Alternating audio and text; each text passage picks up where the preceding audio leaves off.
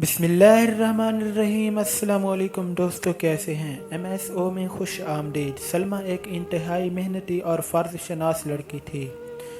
اس نے ایک نہایت غریب خاندان میں آنکھ کھولی تھی، مگر یہ والدین کے رزق حلال اور ان کی اچھی تربیت کا نتیجہ تھا کہ اس نے شروع سے ہی پاکیزہ سوچ کو پروان چڑھایا اور محنت اور جدوجہد مسلسل پر یقین رکھا۔ سلمیٰ کے والد ایک مقامی فرم میں معمولی ملازم تھے اور والدہ مکمل طور پر ایک گھریلو خاتون جن کی سوچ اپنے گھر سے شروع ہوتی تھی اور وہیں پر ختم ہو۔ باہر کی دنیا کے بارے میں وہ مکمل طور پر ناشناس تھی۔ جبار ایک سیدھی سادھی خاتون تھیں جنہیں اپنے 3 بچوں کو تعلیم دلوانے کا شوق جنون کی حد تک تھا۔ یہی وجہ تھی کہ نامساعد حالات کے باوجود بھی جبار صاحب نے اپنے بچوں کو حسب توفیق سکولوں اور کالجوں میں پڑھایا۔ سلمیٰ ان کی سب سے بڑی بیٹی تھی۔ اس کے بعد عامر اور شاہد، تینوں بہن بھائیوں میں 2 سال کا فرق تھا۔ سلمیٰ نے میٹرک کے بعد ایف اے اور بی اے بھی امتیازی نمبروں سے پاس کیا۔ آگے وہ ایم اے ایجوکیشن کی تیاری کر رہی تھی کہ شاہد سے شادی ہو گئی۔ شاہد بنیادی طور پر ایک شریف اور مہذب انسان تھا۔ اس نے سلمیٰ کے ساتھ بہت اچھا سلوک کیا اور وقتی طور پر اسے بھی یہی محسوس ہوا کہ اس کی تکلیفوں کے دن کٹ گئے ہیں، مگر جلد ہی اسے اپنے خوش فہمی کا احساس ہو گیا جب اس کے سسرال والوں نے اپنے رنگ دکھانے شروع کر دیے۔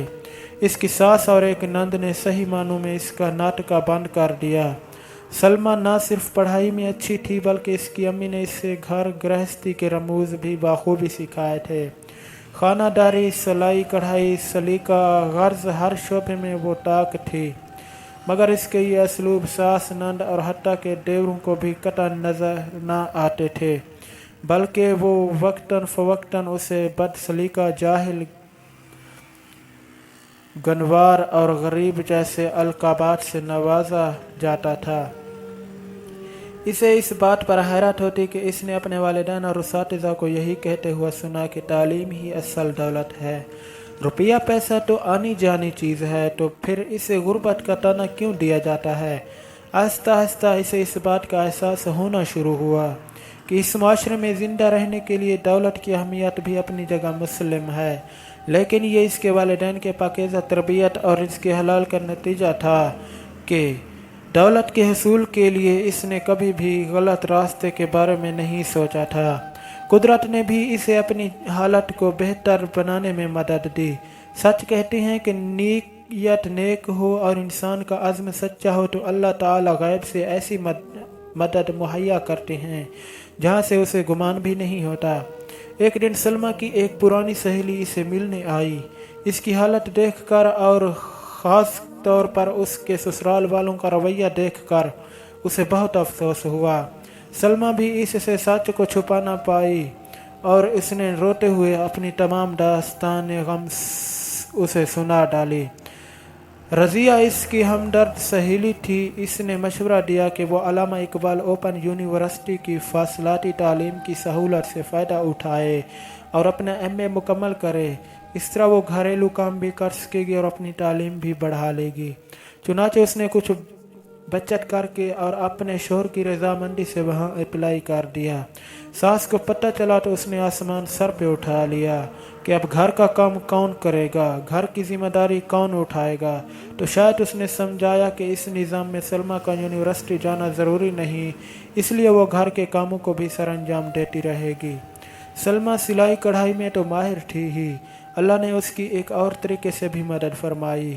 وہ کچھ اس طرح کہ اس کے گھر کے قریب ہی ایک بوتیک شروع ہوا اور اس کی مالکن کو کپڑوں کی سلائی کرنے والی کچھ ماہر خواتین کی ضرورت تھی۔ سلمیٰ کو پتہ چلا تو اس نے خاتون سے بات کر کے کام کا آرڈر لے لیا۔ گھر کی سلائی مشین پر اس نے موٹر لگوا لی اور ساتھ ہی اس کی اچھی تعلیم اور ریکارڈ کی وجہ سے قریبی پوش علاقے کے کچھ بچوں نے اس سے ٹیوشن لینی شروع کر دی۔ اس نے انہیں اتنے اچھے طریقے سے پڑھایا کہ وہ اس کے گردیدہ ہو گئے۔ جب اس کی ساس اور دیوروں نے دیکھا کہ وہ گھریلو کام کرنے کے ساتھ ساتھ پیسے بھی کما رہی ہے تو انہوں نے سختی بھی کچھ کم کر دی۔ وہ لالچی لوگ تھے، شاید کے علاوہ وہ دونوں دیور پڑھائی میں بالکل پیدل تھے۔ سلما نے ان کو پڑھانے کی بہت کوشش کی مگر وہ بگڑ چکے تھے۔ اسی طرح اس کی نند بھی میٹرک کر کے گھر میں فارغ تھی اور اسے سارا دن تیار ہو کر ٹی وی دیکھنے کے علاوہ اور بھابھی کی شکایتیں لگانے کے علاوہ کوئی کام نہ ہوتا تھا۔ سلما کی ماں جب یہ ساری صورتحال دیکھتی تو اسے بہت رنج ہوتا، مگر پھر شاہد کی شرافت اس کے حسن سلوک کو دیکھتے ہوئے اسے کسی حد تک صبر آ جاتا اور وہ اپنی بیٹی کے اچھے نصیبوں کی دعائیں کرتی ہوئی چلی جاتی۔ شادی کو 2 سال گزر گئے۔ سلما کو گود ابھی تک خالی تھی اور اس کی ساس کے چلائے ہوئے نشتروں میں اس کے بانجھ ہونے کے طعنوں کا اضافہ بھی ہو چکا تھا۔ اس دوران اس کا MA بہت اچھے نمبروں سے پاس ہو گیا تھا اور اس نے اسپیشلائزیشن کے لیے آگے اپلائی کر دیا تھا۔ شاہد کی بھی پروموشن ہو گئی۔ سلائی اور ٹیوشن کا کام بہت بڑھ گیا تھا، مگر سلما کو جیسے اللہ نے آہنی حوصلہ دیا تھا وہ چپ چاپ اپنے سسرال والوں کے مظالم برداشت کرتی رہی اور اپنی ساری کمائی ان کے حوالے کر دیتی۔ شاہد یہ سب کچھ دیکھتا مگر ماں بہن اور بھائیوں کے آگے بولنے کی ہمت اس میں نہ تھی۔ گھر کا بوجھ کم کرنے کے لیے اس نے بھی شام کی ایک فیکٹری میں جانا شروع کر دیا۔ اس دوران حکومت کی طرف سے سکولوں کے پرنسپل اور سینئر اساتذہ کی خالی نشستوں کا اشتہار اخبار میں چھپا۔ تجربہ نہ ہونے کی وجہ سے سلما پرنسپل کی سیٹ کے لیے تو اپلائی نہ کر سکی، مگر اس نے سینئر ٹیچر کی پوسٹ کے لیے فارم جمع کرا دیا۔ ساتھ ہی اس کا MPhil بھی مکمل ہو رہا تھا۔ اسے منتخب ہونے کی نوید مل گئی، مگر اسے جو سیٹ ملی وہ سندھ پنو عاقل میں تھی۔ اس نے اپنے شوہر سے بات کی اور شاہد نے کچھ تگ و دو کے بعد اپنے گھر والوں کو آمادہ کر لیا۔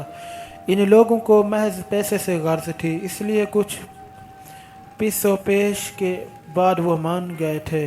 شاہد نے اپنے گھر والوں کے علم میں لائے بغیر اس علاقے میں ٹرانسفر کی کوشش کی اور اپنے افسران بالا کی منت سماجت کرنے کے بعد اپنی ٹرانسفر کرانے میں کامیاب ہو گئے۔ خدا نے جیسے ان دونوں کو صبر اور اچھی نیت کا ثمر دیا۔ جیسے ہی وہ دونوں پنو عاقل شفٹ ہوئے، سلما کی گود بھی ہری ہو گئی۔ 5 سال تجربہ مکمل ہونے پر اس نے پرنسپل کے لیے درخواست دی اور تحریری امتحان بھی پاس کیا۔ اچھے تعلیمی کیریئر اور شاندار ریکارڈ کو مد نظر رکھتے ہوئے انٹرویو پینل کے اراکین نے کامیاب امیدواروں میں سے اسے پہلے نمبر پر منتخب کیا۔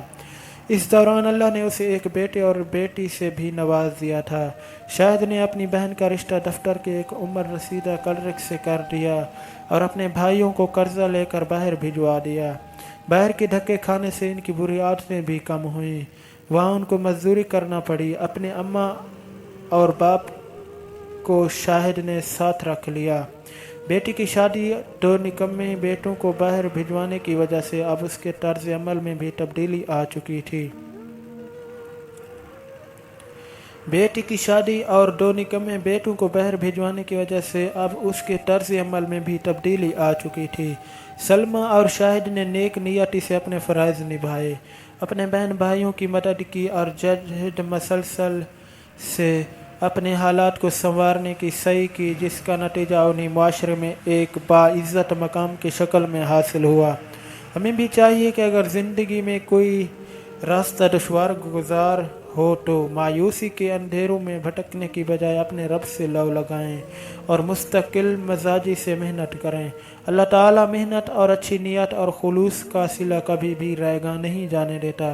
ویڈیو اچھی لگی ہو تو چینل کو سبسکرائب کریں، ویڈیو کو لائک اور شیئر ضرور کریں۔ ملتے ہیں نیکسٹ ویڈیو میں، تب تک کے لیے اللہ حافظ۔